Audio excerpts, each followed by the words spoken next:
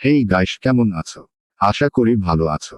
তো গাইস, তোমরা এতক্ষণে টাইটেল আর থাম্বনেইল দেখে বুঝে গিয়েছো আজ কিসের ভিডিও বানাবো। হ্যাঁ ভাই, আজ আমি তোমাদের হামস্টার কম্বাটের ডেইলি কম্বোটা বলবো।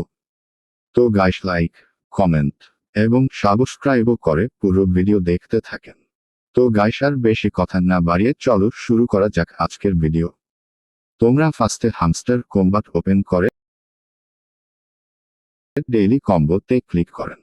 ডেইলি কম্বো এর আনসার স্ক্রিনে দেওয়া আছে, সবাই স্ক্রিনশট নিয়ে নাও।